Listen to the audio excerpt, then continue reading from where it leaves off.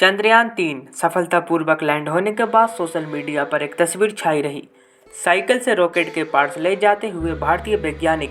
जब भारत ने अपना पहला रॉकेट लॉन्च किया था, तब लॉन्चिंग पैड के पास इसी तरह साइकिल से लाद कर ले जाए गए थे रॉकेट के पार्ट्स और उधर जाकर लॉन्चिंग पैड में असेंबल किए गए थे।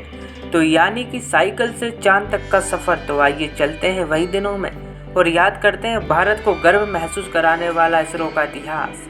1962 में इसरो की स्थापना करी गई, लेकिन भारतीय अंतरिक्ष अनुसंधान समिति इसरो को कहा जाता था। विक्रम साराभाई मुखिया थे। विक्रम साराभाई के पास गिने चुने वैज्ञानिकों की टीम थी और पैसों की तंगी भी थी। ऐसी टीम में भारत के APJ अब्दुल कलाम भी थे, जो आगे जाकर भारत के राष्ट्रपति बने।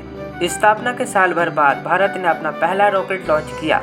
उसके पार्ट्स को साइकिल लादकर लॉन्चिंग पैड तक ले जाया गया था। यह तस्वीर ऐतिहासिक थी, जिसे आपने अभी देखा। साल 1963 में 21 नवंबर के दिन हमने पहला रॉकेट लॉन्च किया। सोचिए, उस समय हम साइकिल से रॉकेट को ले जाते थे लॉन्चिंग पैड तक, लेकिन आज एक ऐसा समय है जहां मंगल और चांद तक हम सफलतापूर्वक पहुंच चुके हैं। आगे भी हम अपने यान को आगे भेजते रहेंगे और सफल होते रहेंगे। यह कामयाबी इसरो की कड़ी मेहनत का नतीजा है। तो इसरो की कहानी भारत की कहानी है। जब भारतीय अंतरिक्ष अनुसंधान समिति के पास जमीन नहीं थी, तो उसको एक जमीन भी लेनी पड़ी और स्थानीय लोगों को कहीं और शिफ्ट किया गया था।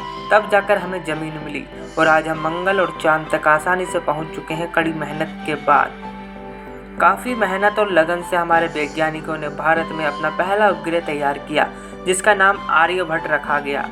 19 अप्रैल 1975 में इसे इसरो ने बनाया था और सोवियत संघ ने इसे लॉन्च किया था। 1959 में अनुसंधान समिति अंतरिक्ष केंद्र का नाम बदलकर इसरो कर दिया गया।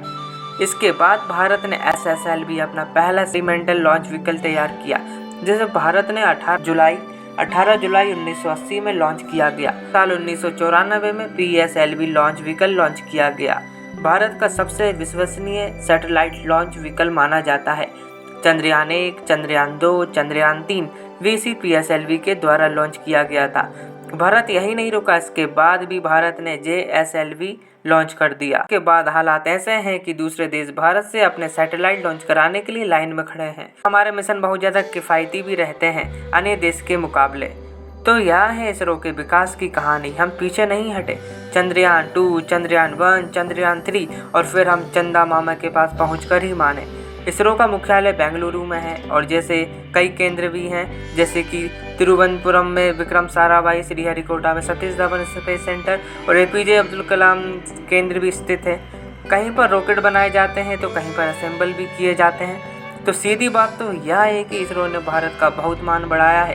पूरे संसार में बहुत जगह हम सफल भी हुए हैं। और सोचने की बात तो यह है कि और आज की जो मूवी है हॉलीवुड की, बॉलीवुड की, उसकी मूवी का जितना बजट होता है उससे कम बजट में हम चांद और मंगल पर आसानी से पहुंच जाते हैं। इसरो भारत ही नहीं बल्कि मानवता और दुनिया दोनों के लिए काम कर रहा है। इसलिए इसरो को हमारा सलाम है। आपकी क्या राय है इस वीडियो के ऊपर और आप क्या सोचते हैं भारत के वैज्ञानिकों और इसरो के ऊपर?